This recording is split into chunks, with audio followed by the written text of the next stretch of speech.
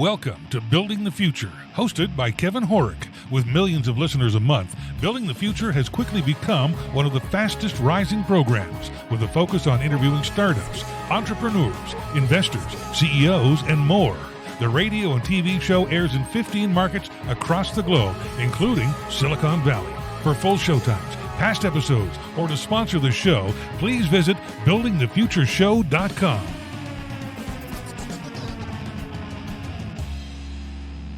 The show is a proud media partner for the 11th Annual Media Excellence Awards, which are produced by Access Entertainment in Los Angeles, California. The Media Excellence Awards are recognized as the most influential awards show, honoring innovation and leadership in all things mobile entertainment, lifestyle, and technology. For more information on how to submit to these awards, please visit MediaXAwards.com. Welcome back to the show. Today we have Leah Simon-Selly. She's a coordinator at AlphaLab Gear Hardware Cup, and Shantanu Bella, co-founder and CEO at Somatic Labs. Guys, welcome to the show. Thank you so much for having us. Thank you. Yeah, I'm excited to have you guys both on the show. I think what you guys are doing at the Hardware Cup is actually quite fascinating, but maybe before we kind of get into all that fun stuff, let's get to know each one of you a little bit better. And Leah, I'll let you start off. Certainly. So I'm Leah Simon-Selly, coordinator of the Hardware Cup based in Pittsburgh, PA. Very cool. I am a marketing communications person that just got really lucky and fell into the tech world and kind of fell in love with all of the things that we've got going on here, not just in Pittsburgh, but all around the U.S. and all around the world. Okay, how did you fall into the space? Just out of curiosity. So you know what? There was this. I moved back to Pittsburgh after about 10 years away. Okay. And I was looking in the nonprofit world, and doing some job searching, doing some informational interviews, and I heard about AlphaLab Gear, this accelerator in Pittsburgh that was working specifically with physical product companies. And they had this very cool competition that was, you could travel all over the US and sort of run and do the marketing for this pitch competition. And I had done events and marketing, for my entire career to that point. So I said, well, I can do that. Little did I know, the incredible world that I was about to enter. I thought it was, and interesting that it was a nonprofit that was working with startups. And, here I am a couple of years later. Very cool. Do you want to introduce Shantanu? Yes, of course. So the 2018 Hardware Cup this year was an international affair. And we have the winner of the international finals, Shantanu Bella of Somatic Labs, here with us today. Thank you. And I guess my name is Shantanu, and I'm the co-founder and CEO of Somatic Labs. So we've created a platform that enables communication through touch. And a lot of the technology that we've designed and developed is built around an observation that a lot of the wearable devices that currently are out there on the market are almost like an iPhone that's shrunk down a little smaller and then strapped onto your body. And we ask the question, okay, what does your body do best? And it feels details about your surroundings, everything from the temperature of the room you're in to the seat that you're sitting in. And we've created technology that allows you to create sensations on a person's skin to communicate to them using that channel that the body understands best, which is touch.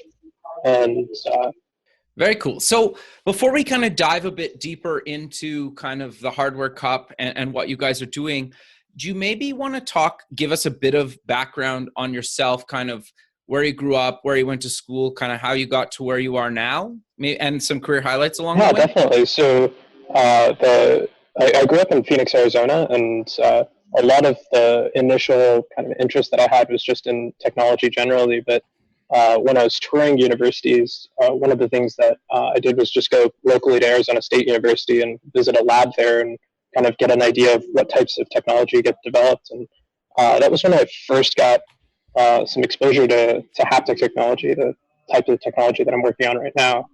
And I talked to the lab director and said, hey, can I work here? And he ended up saying yes. So I started working there when I was in high school, and then continued through undergrad, just working at the same lab. And after about 6 years or so, I built up a lot of projects that I've worked on. Anything related to what I was describing earlier, where we'd create a bodysuit or a chair, gloves, different types of wearable devices that would interact with your sense of touch. And from there, I was thinking a bit more about what I was building in the lab and how it could translate into real-world applications. And it became clear that there's a lot of situations where you can't look down at a phone, anywhere from a construction job site all the way to an astronaut flying in space. Those are all environments where you can't really pull out an iPhone and look at it. You have to be aware of your surroundings and maintain that situational awareness that allows you to get your job done and do it effectively and safely. Sure. So before we kind of get more into the technology, I'm always really fascinated to know how people met their co-founders, because you have a couple co-founders as well, correct? Yeah, I do. So how did you meet each one of them, just out of curiosity? So there's 4 of us total on the team, and I met all of them at university. So one of them I met, he worked at the same lab that I was working at, and then the other 2 I met just over the course of going to classes and making friends. And each of them have bring a slightly different background, a mix of computer science, electrical engineering, biomedical engineering, and other interests. So, but I guess the exact places that I met them are also pretty random. I think with all of them, it always started off as a friendship, and then a lot of the time I would just not shut up about what I was working on, and eventually, that's awesome. Eventually convince them that they should join me too. So. Okay, very cool. So how did you guys get connected with AlphaLab Gear and the Hardware Cup?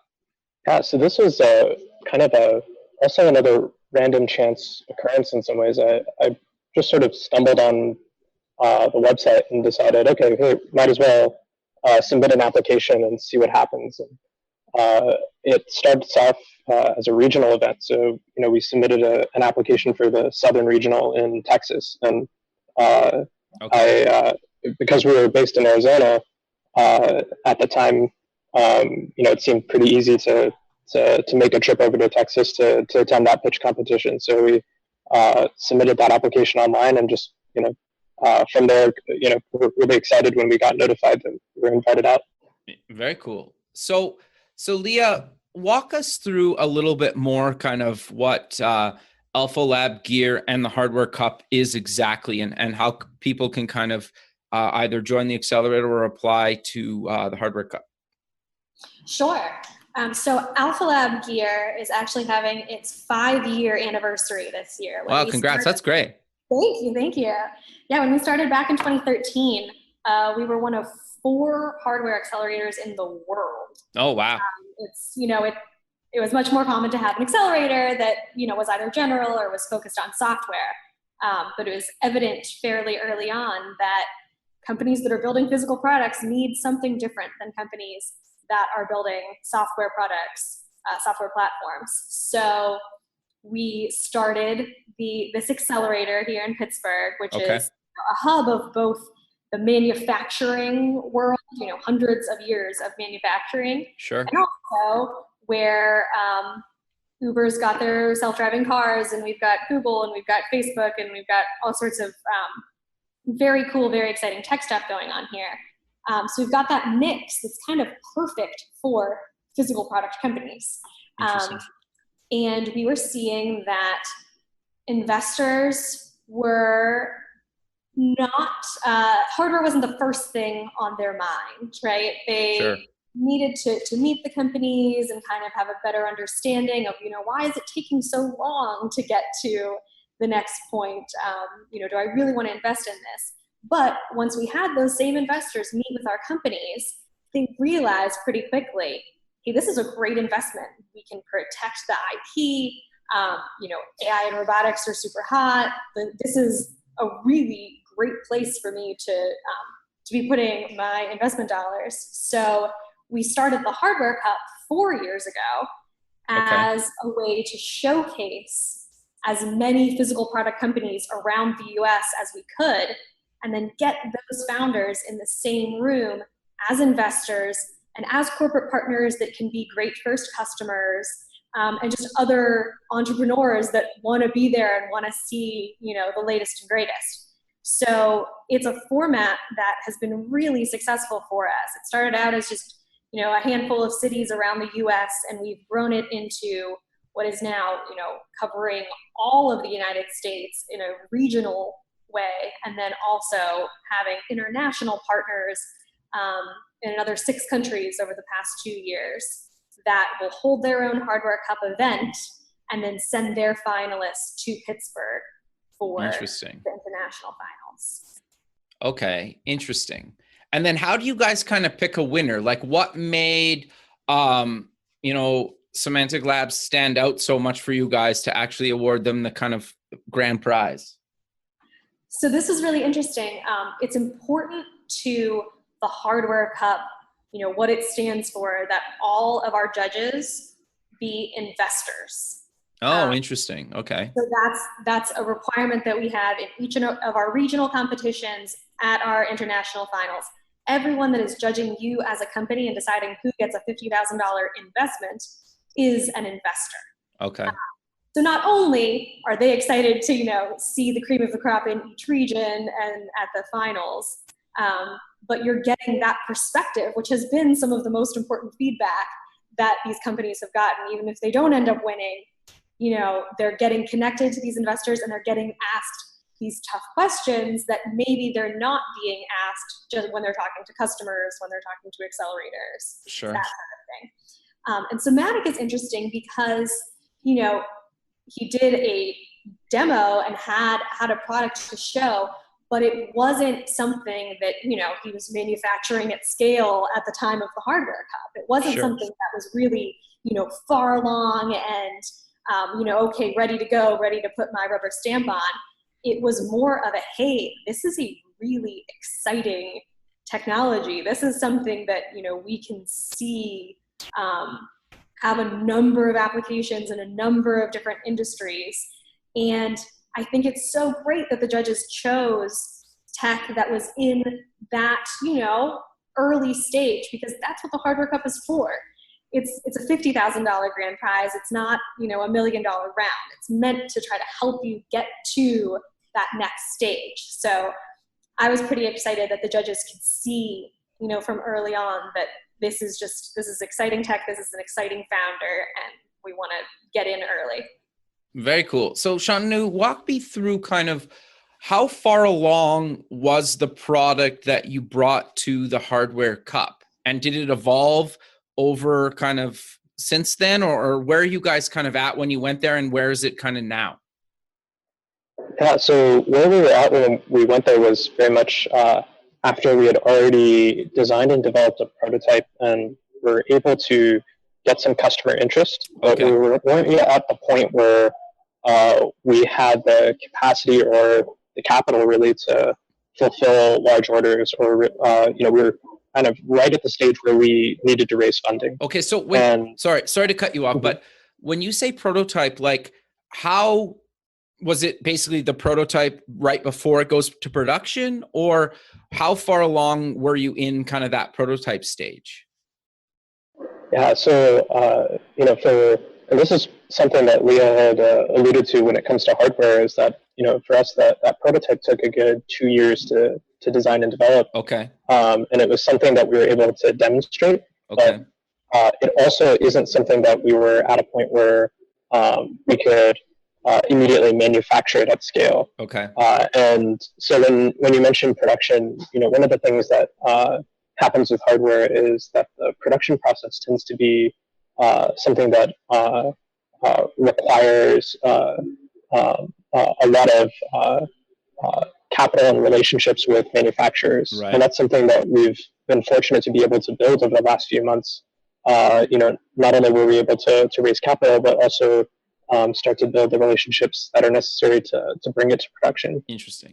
So when we applied for the Hardware Cup, we were at a point where we could make low volumes, so we could make a batch of 10, maybe 20. Okay. But we weren't at a point where we could make 10,000 on demand. Sure. And what we had as a demonstration was a headband, and this is a headband that could fit inside of any hard hat or helmet, as well as any kind of headset. And that headband creates sensations that you feel moving across your forehead. Okay. And so, what we demonstrated during the competition was the ability to tell someone, hey, there's something that you should be paying attention to your left, or there's something behind you that's dangerous. Those are alerts that you get that you feel directly on the inside of the helmet that you're wearing or the hard hat that you're wearing. Okay. And that prototype is not something that was already placed inside of a commercially available helmet yet, right. But it was something that is enough for us to get interest from customers as well as investors. And right now we're at a point where we've got 3 pilot tests running with our latest customers, and we're working on moving that towards final production over the next 6 months. Very cool. So I know it's kind of hard to dive a little bit deeper into probably kind of the exact kind of feel of this thing. So it's like a headband that's inside a helmet, or I guess it could potentially be in anything, and you said it kind of gives me some sort of like vibration notification alert, but like dive a little bit deeper into that. How does that kind of work? Is it connected to my phone? Is it connected to some other device, or how does it kind of work? Yeah, so in terms of the sensations themselves, the way it feels like is almost like someone taking their finger and moving it across your forehead in different directions. Okay, interesting. So if I wanted to tell you to turn left, it almost feels like someone's taking their finger and moving it to the left across your forehead. Oh, very cool. Telling you to pay attention in that direction. And we can also do more kind of complicated and symbolic types of messages too. So if you're trying to tell someone, hey, the conditions around you are dangerous, we just make it feel really annoying and intense, the sensation that you feel on your forehead. Oh, and, interesting. And we have kind of different types of sensations we could create too. Stuff that feels more kind of soothing or calming. Some stuff that feels very very harsh and undesirable, you could say. And sure. And we kind of design that around the experiences that the customer wants. So if it's someone who's trying to deliver alerts or warnings, we do connect over Bluetooth. So any cell phone or computer can send those alerts to the device. Okay. And we're working on making it adaptable to other types of communication protocols too. Okay. So there's no audio though, right? Or there's nothing like visual, there's no screen, right? It's just like a... Yeah, so the device doesn't have any visual or auditory feedback at all. And the goal there is, we're targeting environments where people are wearing hearing protection, or right. They're doing a job where, they have to be looking at the equipment that they're working with, or paying attention to their surroundings. And in some ways, the way we think about the technology we've developed is, giving you access to the information that you need when your eyes and ears are unavailable to access it. Sure. And then how does that kind of work with people with like a disability or accessibility issues? Because you could do a lot of that stuff with this, correct? Yeah, definitely. And that's something that, in some ways we're, actively looking at partnering with organizations that have the expertise to deliver that type of solution. So in some ways we've developed this technology as a platform that, if you're, a construction company, you can deliver the alerts for a job site. But if you're, say, trying to help someone navigate sure. With a visual impairment, that's also something that you can do. And one of our customers is actually developing exactly that type of application where they're giving real-time navigation to individuals who are blind or visually impaired, and allowing them to understand the layout and kind of the environment around them and how to navigate it without being in danger. Sure. Well, and I'm assuming too, even if they were people that are deaf, right? Because you could guide them if they needed it as well, right? In certain situations, potentially. Yeah, and in some ways, we allow our customers to get creative with the types of things that they want to communicate. So it doesn't always have to be navigation. It could be even simpler things like so one of the applications that we have that's a really simple example is the different emoji that you can send in a text message. Oh, interesting. One of the things that we were thinking about is, okay, how do we make that something that's an accessible experience? And we've basically created sensations that correspond to the different emoji that you can send someone.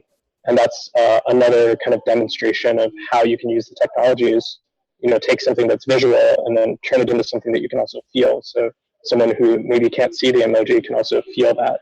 And, I could imagine there must be similar types of applications for, other people as well. Sure. Well, and I would assume because you could easily kind of fit this headband under different types of, like headwear, like hats and obviously, like you mentioned, kind of construction helmet and stuff like that. But I'm assuming you could also eventually build other things where I could wear something around my wrist or maybe my ankle or somewhere else, right? To give me, depending on kind of what I need. Like, I think the potential of this is actually really interesting. Yeah, definitely. So we, right now, one of the developments that we have is a version of our platform that fits inside of fabric. Oh, So, okay. Interesting. we can embed the electronics directly inside of fabric and clothing. And the next step in some ways is, making it thin enough and small enough that, again, we want our customers to get as creative with it as possible. So right now we have, helmets and headsets, but as we make the technology thinner and more durable and more easy to embed wherever you want it to go, we can basically let our customers decide, hey, maybe we want it, somewhere else, and it's just a matter of sewing it and stitching it into the right place. Sure. So how does this all tie to the Zorb development kit? Yeah, so the development kit is something that we provide right now as a way for people to play and experiment with the technology. And, because we are at a stage where we're working towards, mass production and working towards scaling up production. Right. We want to make sure that we're able to get customers on board immediately right now, so we can start getting their feedback and learn more about, how they get the most value out of the system. So the development kit is a way for them to basically make a purchase right now of, one or two or maybe 10 units at a small volume and see where they put it, how they use it, and we can, start to ask them questions that help us guide the product development.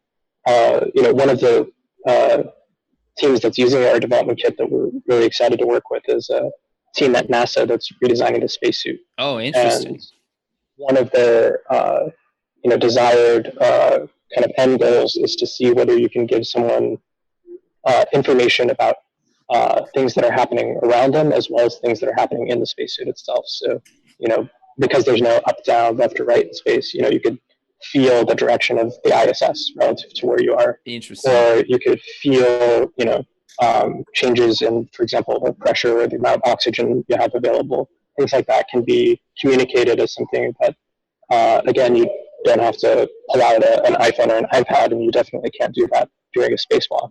But sure. If your suit is able to, give you that information in a very intuitive way, the goal is to, improve efficiency and safety. Yeah, that's quite fascinating actually, because there's a ton of, industries and verticals that you guys could kind of go in based on where you put your guys' kind of hardware into different form factors, right? Because that's quite fascinating. Thanks for listening to Building the Future. This show is heard by more than 1 million people monthly in over 15 markets worldwide, including Silicon Valley. Kevin Horick's guests are leading business owners, successful entrepreneurs, and merchandisers worldwide. Now, your brand has an opportunity to tap into this dedicated and active group of business people who are looking for places to invest and the right opportunities to support. Find out how you can get involved at buildingthefutureshow.com.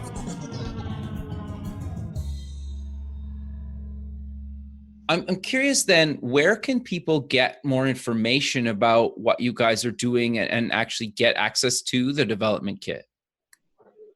Yeah, so our website is zorbtouch.com. So that's ZORB and then touch and .com. And that website, gives an overview of the development kits that we provide and the software that we provide.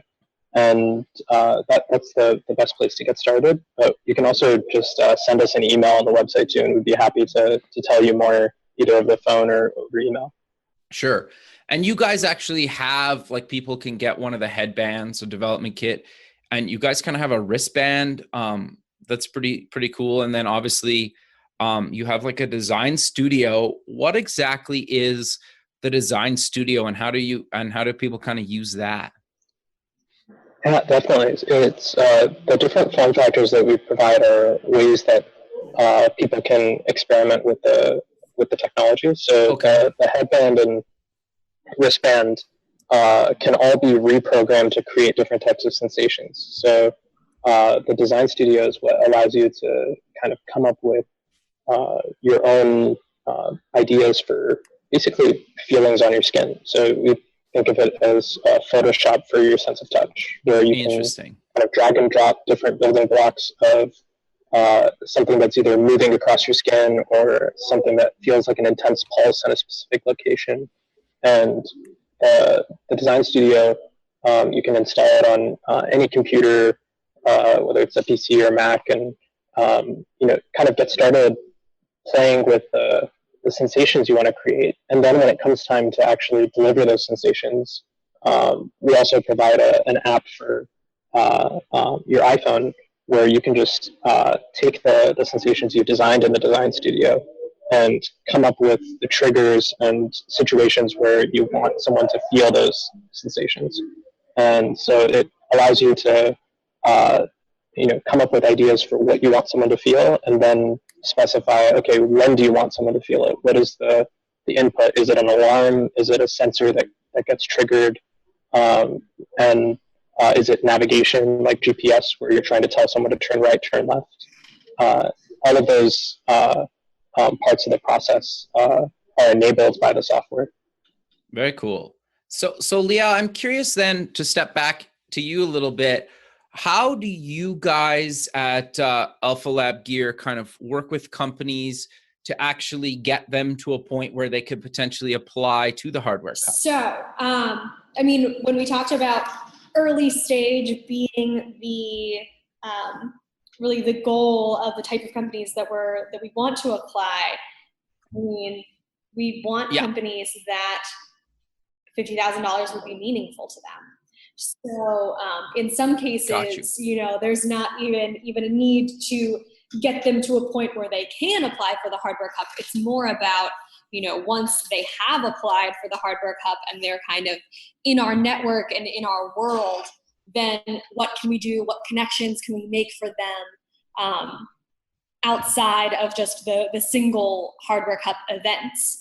And one way we do that is the day after our international finals, we have an investor corporate day. And that is meant to be a time where, at the event itself, there's 300 people. It's super exciting. You've got lots of people that want to come up and talk to you at your demo table. It's not really the time to sit down and have a meaningful discussion with an investor or a potential corporate partner. It's the time to get their cards so you can follow up later, right? So the day after, we get those people all in the same room, but just the companies themselves, the investors and the corporates. and they have 15-minute meetings where they can rotate around the room and get to meet all of the US and international companies, and see if there are any good fits, for investment now, for investment 3 years from now, for being an early customer, that sort of thing. So that's really important to the Hardware Cup mission, is that it's not just, one person wins $50,000 and then we do it again next year. It's meant to be something that creates meaningful relationships and meaningful connections for everyone. Sure. So I want to go a little bit deeper into the Hardware Cup in a second, but you guys' accelerator, how long is it, and what is there kind of specific things that you guys look for in companies to go through your accelerator? Yes. So we actually just recently, this past year, changed up our model a bit. It used to be a 40-week, once a year accelerator model where, you send in your application and we do hundreds of applications, we do interviews, and we choose about 8 or 9 companies to come into the AlphaLab Gear Accelerator. Then we learned after a couple of years that, while 40 weeks is important for some companies to have the time and the money that they need, where we're really adding the most value is the first part of customer discovery and product market fit, and then the second part of manufacturing at scale. So we actually divided it into 2 separate cohorts, 2 separate application processes, because sometimes you need both, sometimes you only need one. Sometimes you've already done your product market fit and you really need those connections to manufacturers. Sometimes you go through the market validation and you need another year before you're even ready to think about design for manufacturing and manufacturing at scale. So in dividing those up, we're both increasing the total amount of money that you could get, because it's a separate application and separate investment for each cohort, but it's also really just how are companies getting the most out of their time with us. And the way that we're doing that is through those two separate cohorts. So there's an online application twice a year. For the product market fit, we're looking for a really strong team, a really exciting market opportunity, and a bit more than an idea, but we have even taken a couple of cases of a really good idea where we think that the tech will come. And then for the manufacturing module, we're looking for companies that already have a working prototype and paying customers and are looking to scale their manufacturing, because we've got the connections to help them both perfect their design for manufacturing and get them hooked up with supply chain partners and local and national and international manufacturers. Got you. But I don't need to go through the accelerator to apply for the Hardware Cup, and I don't need to necessarily be a part of the Hardware Cup to do the accelerator, correct? No, those are, Okay. While it's the AlphaLab Gear Hardware Cup and it's, it's meant to support hardware companies, there's no requirement to do one or the other. Okay, so walk me through a little bit more of the Hardware Cup and what exactly are you guys kind of looking for in that? We've kind of covered it throughout, but just so people are 100% clear on kind of what you guys do and what you guys look for when kind of having people apply for the Hardware Cup. So what's really important here is that hardware we define very broadly. So it's anything with a physical product component is hardware to us. So that has been fashion, and that has been robotics, and that has been everything in between. So just because it's not, the highest tech, just because it's not electronics, that doesn't mean that it's not hardware. We're really looking to support physical product companies. Right. Okay. Interesting. And then how often do you guys do this? You do it once a year, correct? Yes, we do it once a year. So normally what we do is open up applications right around December 1st. And that's an online application through F6S. And anyone in the entire United States is welcome to apply. And then we'll have 6 or 7 different regional events where from our pool of hundreds and hundreds of applicants, we'll choose 6 semifinalists for each of those different locations. Anyone that's not located in the city where the event is happening gets a travel stipend, just like in the case of Somatic Labs, because we really want it to be, accessible to these early companies. So we want everyone to be able to travel to the city where the event is happening.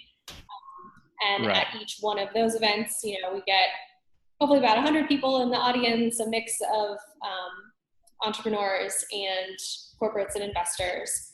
And they do a 4-minute pitch and then a 4-minute Q&A with our panel of judges, and they choose the winner who gets a cash prize. In years past, they've gotten a SolidWorks license. They've gotten some other hardware prizes, and then the finalists from each one of those regions, plus our international finalists, all get a trip back to Pittsburgh for national finals. Very so that's cool. kind of the process. Okay, and then Somatic Labs was your grand prize winner. How do you guys kind of keep in contact with them and help them kind of beyond, just winning? So the first thing that happens is our partner at StartBot is the investor that puts up the $50,000 grand prize. So we make sure that we get them connected so they can close that investment and they can get their prize. And of course, the investor day, the day after, we make sure that they can meet with as many of the corporates and investors as possible. But then we also have some folks who watch the live stream from around the US and around the rest of the world who get to see who the finalists are. And if they express interest, then we make those connections. We hold office hours that are available all the time on our website to just help companies get connected to any resources that they need. So that same format, we encourage everyone that applies to the Hardware Cup, participates in the Hardware Cup, and then a couple months go by and they say, you know what, we actually really need Y connection now. Well, then they have that. They have a way of getting connected to us. But now we've been doing this for a few years. So we had last year's winner, the 2017 winner, Virginie, actually come and do a presentation this year, give everyone the update on, what was I able to do with that investment and other investments that I received and where am I now, and then had her also participate in these meetings with the corporates and investors. So, once you're in the Hardware Cup network, if there's a way that we can help you out and get you connected in future years, then we're happy to do that. That's all part of the same mission. Very cool. So Shantanu, where do you guys kind of go from here now? Like, you won the Hardware Cup, you got some more money. Where do you guys kind of go from here? Are you looking to raise more money? Where are you guys kind of at right now?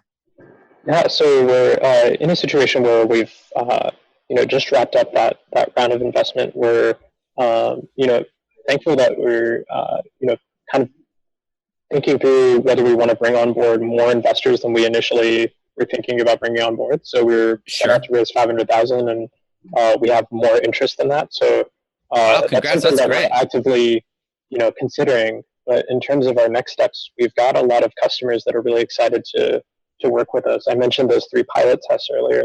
What we're working on is taking each of those pilot tests and moving them towards a longer term deployment where we can get an idea of how the product itself can evolve to provide more value.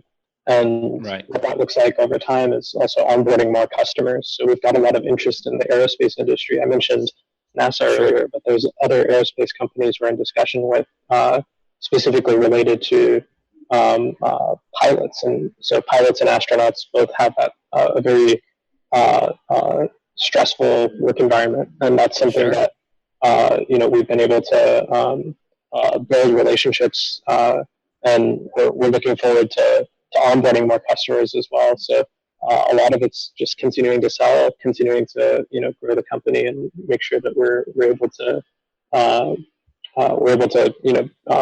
not only build the relationships but deliver more products as well. Sure. So are those pilot programs in these different companies, are they paid, or are you guys kind of doing these as kind of a research thing? Yeah, so they are paid, and that's one of the things that was very helpful with the Hardware Cup, in the sense that after the competition, we were able to set up these pilots in a way that was they are paid pilots, but we also gave a discounted price because we were able to get that funding and make it so we give our customers a discount in exchange for data. And that's a really important thing for us, is making sure that when we do one of these tests, we're not just looking for making the customer more successful. That's goal number one, but we're also looking to get a quantitative measurement of that. We want to know, okay, if we're making people more safe and more efficient, we want to know how much, right? Is it they're doing their job 5% better? Is it that there's 10% fewer accidents? What is the number that matters most to the company, and can we get a quantifiable value for that? And that's the goal over the next 6 months, is getting to a point where we not only have those numbers, but we have additional customers as a result of those numbers. Because as soon as we can point to that number, it becomes not just a product that you can purchase, but something that pays for itself, where you pay a little bit of money now for the product, but over time, because everything's operating more efficiently and everything's more safe, you're spending less money. Sure. So is the data, how do I get access to the data? Does it sync to the cloud at some point, or how does that kind of work? Yeah, so the data in this case is actually much more specific to the organization, in that when it's an organization that's dealing with high stress work environments, we look at specifically accident rates, failure rates, and also recognition rates. Meaning, if you give someone an instruction, how quickly do they respond? How accurately do they respond? And then what is the rate at which the response is incorrect? And with a lot of these environments, you're dealing with equipment that ranges from very simple to extremely complex. And that, in that sense, we don't actually collect the data ourselves, but what we do is the companies we work with, our customers, they collect the data to understand their own business, and we request them to share it with us, because we want to know that we're also doing a good job and making a difference for those numbers.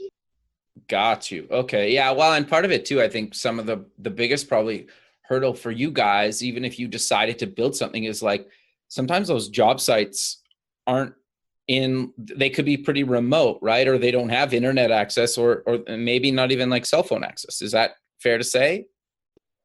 Yeah. And, in that sense, we,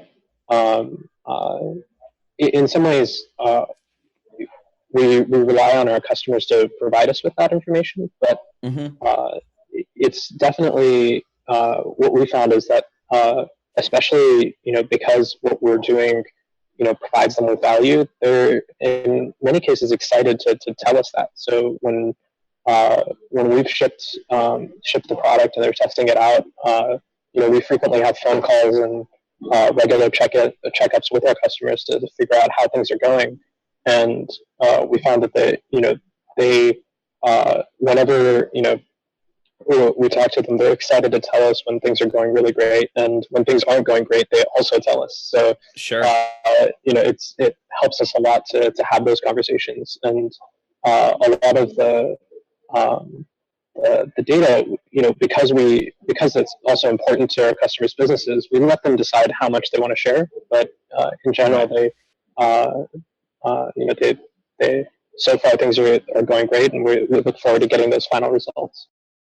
Sure. Well, and I think that what you guys are providing too, especially in the verticals where you're providing safety or making an environment safer for people, I think obviously most companies care about that and their employees, right? And so, having just something like that can make their employees feel safer, I think is very beneficial, right? And then all the other stuff that you guys are doing, if you can direct me in certain directions and whatnot, is actually quite fascinating. So where do you guys, though, kind of decide which type of hardware? I know you kind of mentioned sometimes it's a little related to what your customer thinks, but do you guys give them a spec and say, you guys could kind of put this in anything, whether it's clothing or in a helmet or into like a wrist type watch thing?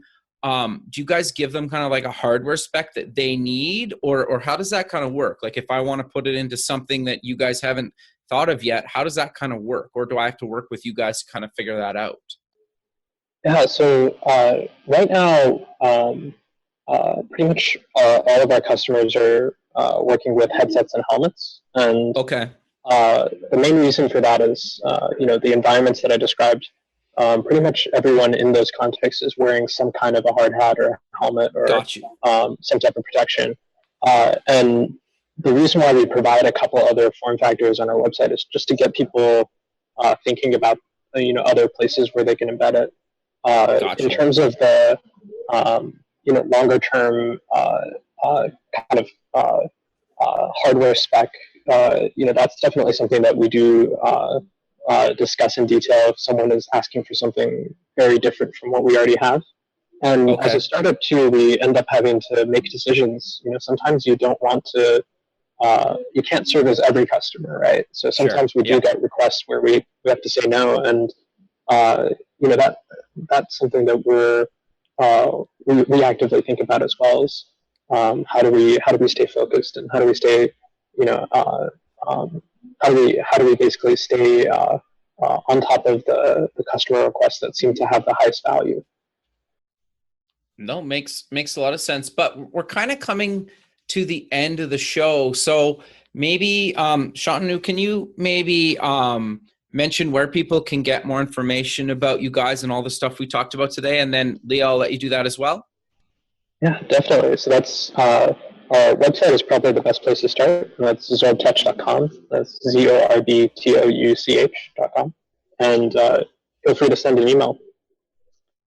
Perfect. And Leah, do you want to close with mentioning where people can get more information about AlphaLab Gear and the Hardware Cup? Sure thing. If you're interested in AlphaLab Gear, our accelerator in Pittsburgh, that's alphalabgear.org. And if you are interested in the Hardware Cup, like I mentioned, we'll be opening applications early December of this year. That's hardwarecup.com. Sure. And if people want more information before that, I'm assuming they could kind of reach out to you and get on some sort of list or something to actually get notified when you guys are actually accepting registration? Absolutely. Yep. Our contact info is on there. You can shoot us an email and you can sign up for the mailing list so you'll be the first to know when it launches. Perfect, guys. Well, I really appreciate you both taking time in your day to be on the show, and I look forward to keeping in touch with you, and have a good rest of your day. Thanks so much. Yeah, thank you, guys. Okay. Bye. Bye. Thanks for listening. Please visit our website at buildingthefutureshow.com to join the free community, sign up for our newsletter, or to sponsor the show. The music is done by Electric Mantra. You can check him out at electricmantra.com and keep building the future.